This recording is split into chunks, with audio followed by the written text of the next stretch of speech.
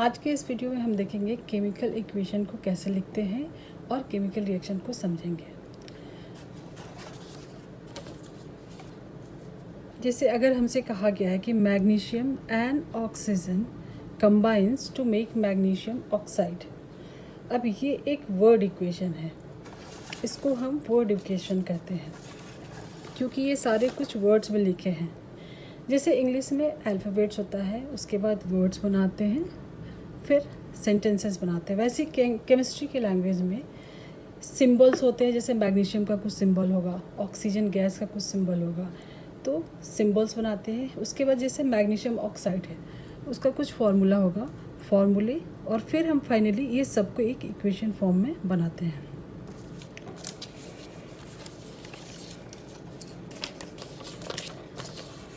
जैसे मैग्नीशियम के लिए सिंबल है Mg, ऑक्सीजन गैस O2, और जो प्रोडक्ट बन रहा है इसको बोलते हैं MgO, मैग्नीशियम ऑक्साइड।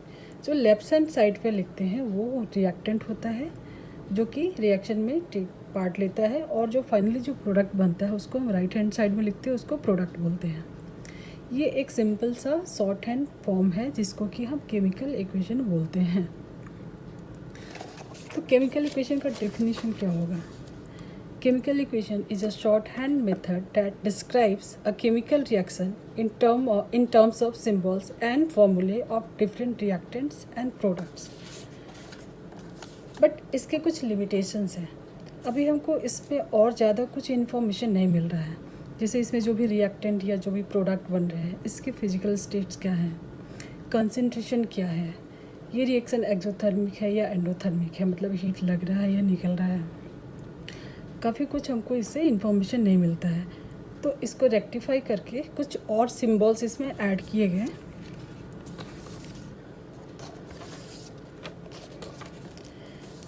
जैसे ये तो पहले से ऐड था कि दो रिएक्टेंट है या प्रोडक्ट है तो हम उसको प्लस से कंबाइन करते हैं, और जो डायरेक्शन होता है ये सिर्फ हमको ये भी नहीं पता चलता था इससे कि ये फॉरवर्ड डायरेक्शन में रिएक्शन है या बोथ साइड में, मतलब इरिवर्सिबल है या रिवर्सिबल, सिर्फ ये एरो था।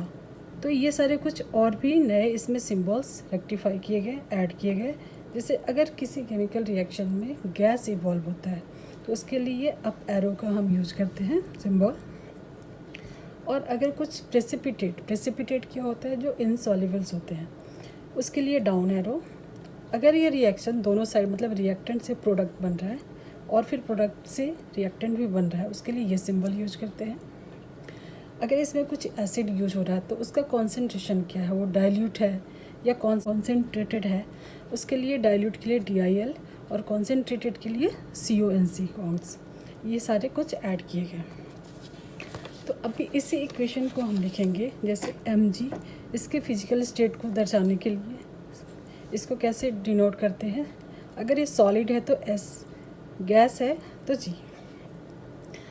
इसके अलावा एक्वस यूज़ करते हैं। अगर एक्वस यानी कि कुछ भी वाटर सॉल्युबल है, उसके लिए ये सिंबल यूज़ करते हैं एक्वस। तो अभी ये कुछ ज़्यादा ही इंफॉर्मेटिव हो गया है। वर्ड इक्वेशन से हमको ज़्यादा कुछ पता नहीं चलता था, बट ये केमिकल इक्वेशन से हमको काफ़ी कुछ इन्फॉर्मेशन मिल रही है।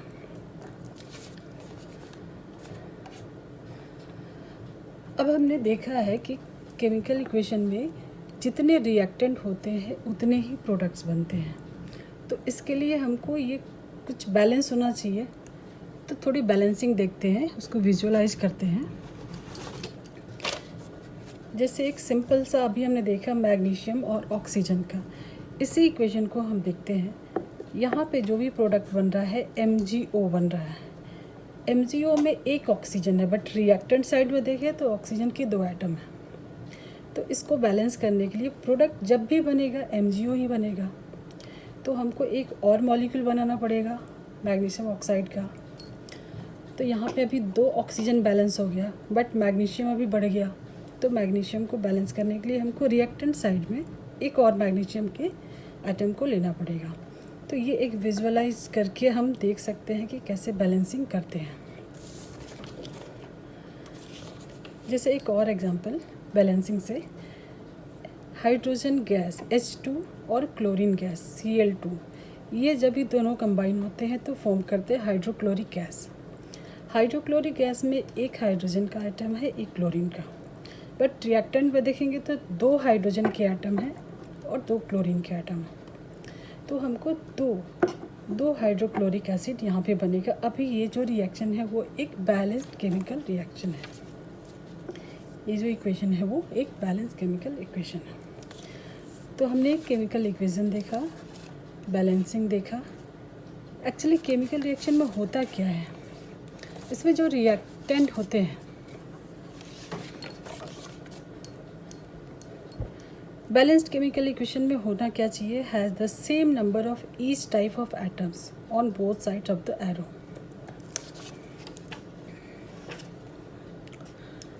केमिकल रिएक्शन में जैसे हाइड्रोजन और oxygen, hydrogen gas H2 and oxygen O2, ये फॉर्म करते हैं वाटर। तो यहाँ पे होता क्या है, जो हाइड्रोजन H2 के बीच का जो बॉन्ड है,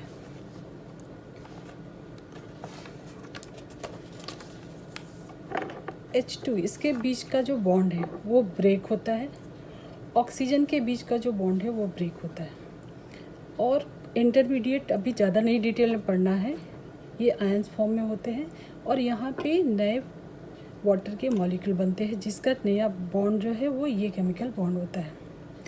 तो ये केमिकल रिएक्शन में हम ऐसे बोल सकते हैं कि जो रिएक्टेंट है वहाँ के बॉन्ड ब्रेक होते हैं और नए बॉन्ड फॉर्म होते हैं। और भी हमको इससे इंफॉर्मेशन मिलती है।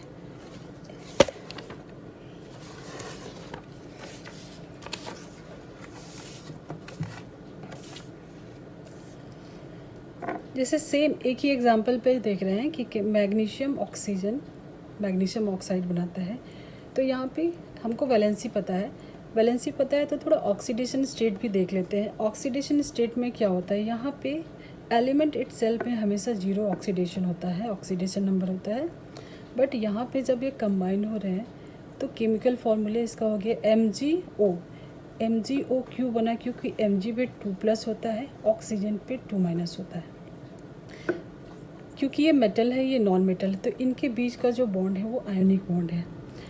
तो यहाँ पे ऑक्सीडेशन स्टेट चेंज हो रहा है। यहाँ पे मैग्नीशियम का 0 से +2 हो रहा है, ऑक्सीजन का 0 से -2 हो रहा है।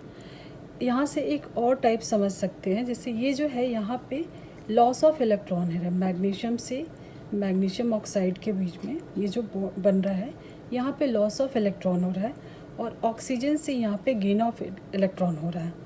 तो रिएक्टेंट और प्रोडक्ट, यहाँ पे ये रिडॉक्स रिएक्शन का एक एग्जांपल है, जिसके थ्रू हम ऑक्सीडेशन नंबर को समझ रहे हैं। तो हम बोल सकते हैं कि जो केमिकल रिएक्शन वो क्या है,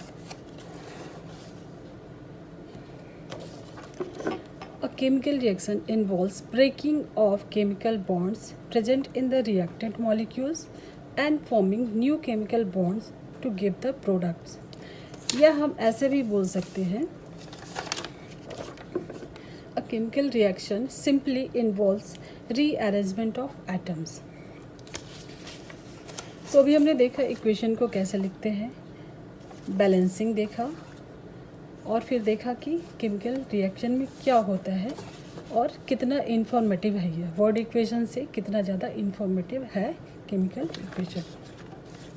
एक एग्जांपल लेके देखते हैं कि हमको और क्या क्या डिटेलिंग इससे मिलती है और क्या क्या इन्फॉर्मेशन हमको इससे मिलती है। एक एग्जांपल लेके देखते हैं, जैसे कैल्शियम कार्बोनेट का एग्जांपल हमने लिया है। ये एक डिकम्पोजिशन रिएक्शन का एग्जांपल है। कैल्शियम कार्बोनेट डिकम्पोज होके कैल्शियम ऑक्साइड और कार्बन डाइऑक्साइड बना रहा है। अब यहाँ पे ये हम देखते हैं रिएक्टेंट और प्रोडक्ट साइड में, तो नंबर ऑफ़ एटम काउंट कर लेते हैं। कैल्शियम के सेम है, एक है, कार्बन के भी एक है और ऑक्सीजन के 3 यहाँ पे और 3 यहाँ पे। तो ये एक बैलेंस केमिकल इक्वेशन है। इससे हमको क्या क्या इन्फॉर्मेशन मिलती है वो ज़रा चेक करते हैं। क्योंकि ये बैलेंस है तो यहाँ पे हम कोएफिशिएंट में 1 भी लिख सकते हैं। इसका मतलब अगर हमने 1 मॉलिक्यूल कैल्शियम कार्बोनेट को डिकम्पोज किया तो उससे हमको 1 मॉलिक्यूल ऑफ कैल्शियम ऑक्साइड और 1 मॉलिक्यूल ऑफ कार्बन डाइऑक्साइड मिल रहा है। अगर मोल रेशियो के टर्म देखें तो ऐसे भी बोल सकते हैं कि 1 mole of calcium carbonate decomposes to form 1 mole of calcium oxide and 1 mole of carbon dioxide.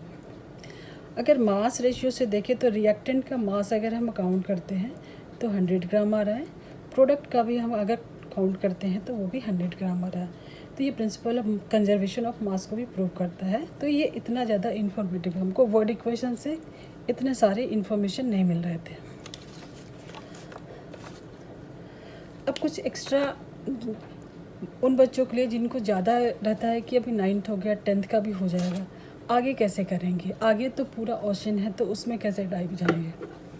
तो उनके लिए जैसे अगर हमको रेट से रिलेटेड है कि कोई रिएक्शन स्लो है कि फास्ट है, वहाँ उसके लिए केमिकल काइनेटिक्स को एक्सप्लोर कर सकते हैं। यहाँ पे हीट एब्जॉर्ब हो रही है या इवॉल्व हो रही है या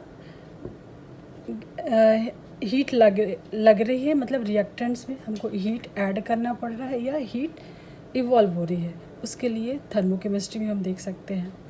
ये रिएक्शन रिएक्टेंट से प्रोडक्ट बन रहा है, ये सिर्फ फॉरवर्ड डायरेक्शन रिएक्शन है या रिवर्सिबल भी है, उसके लिए थर्मोडायनेमिक्स देख सकते हैं। और ये रिएक्शन में थर्मोडायनेमिक्स मतलब अगर ये रिवर्सिबल है तो यहाँ पे एक टाइम पे रिएक्टेंट प्रोडक्ट्स का जो रेट ऑफ रिएक्शन होगा वो इक्वल हो जाएगा, वहाँ पे केमिकल इक्विलिब्रियम पढ़ सकते हैं।